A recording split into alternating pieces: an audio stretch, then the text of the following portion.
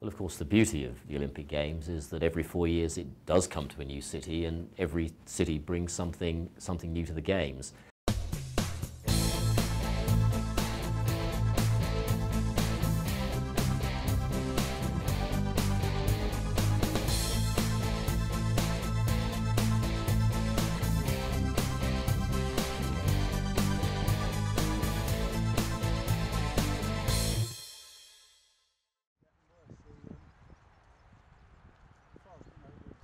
I started my Olympic investigation in London by signing up to a venue tour. Joining a growing group of inquisitive tourists, we walked through a strange mix of canals, disused buildings and refurbished cottages, occasionally getting glimpses of the Olympic venues in the distance. The tour finished with a panorama of the Olympic Park, still very much a building site. The tour guide assured her followers everything would be finished by July. In a tall building on Canary Wharf, with views over London to the Olympic Park in the distance, I met with Chief Executive for the London Organising Committee, Paul Dayton, and asked him how they've organised the venues for the 2012 Olympics. We have some wonderful new venues in a brand new Olympic Park, building on the tradition of great parks in London. So now we have the Queen Elizabeth Olympic Park alongside Hyde Park, Greenwich Park, St James's Park, so that's a great new addition. But we're also, of course, using venues which are world famous for their sport, like Wembley for the soccer, Wimbledon for the tennis, and then we're taking advantage of some of the most beautiful parts of London for temporary venues. You know, Hyde Park for the triathlon and the marathon swim, Greenwich Park for the equestrian events. So the Games will allow us to show off many different but very beautiful parts of the city as well.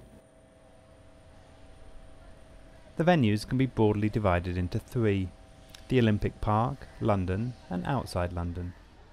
The Olympic Park will house 9 sites. At the centre is the Olympic Stadium, where the athletics and opening and closing ceremonies will take place. It took 3 years to construct, with an ongoing controversy over what will happen to it after the Games have finished. The Aquatic Centre will host swimming, diving, synchronised swimming and modern pentathlon. While building its 160-metre-long wave-shaped structure, 4 skeletons had to be removed from a prehistoric settlement discovered on the site. The velodrome, where Britain hopes to secure a good haul of medals, has 250 metres of track, laid down by a team of 26 specialist carpenters. The copper box, where handball and goalball will take place, has 88 rooftop sun pipes to allow the field to be naturally lit.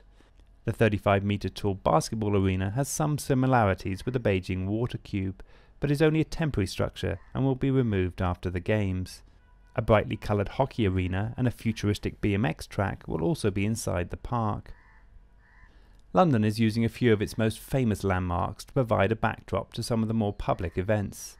Cyclists and marathon runners will finish their long-distance races sprinting down the Mall with Buckingham Palace behind. Hampton Court, the extravagant palace of King Henry VIII, will play host to the cycle time trials, while the beach volleyball will take place on Horse Guards Parade, just behind Whitehall, that leads to Downing Street and the Houses of Parliament. Hyde Park will host a marathon swim and triathlon, and some of the football will be played at Wembley Stadium.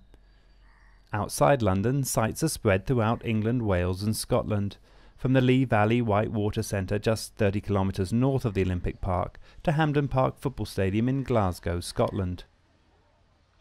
Before leaving Paul Dayton to get on with getting everything ready for July, I asked him one last question. Which was his favourite venue? Yeah, I mean, everybody has a favourite in the Olympic Park. I mean, my particular favourite is actually the Velodrome, which I think is a beautiful building. I think it's my favourite because we just held a test event there. But the venue itself is absolutely beautiful. The shape of the outside mirrors the shape of the velodrome on the inside. So it's my particular favourite at the moment.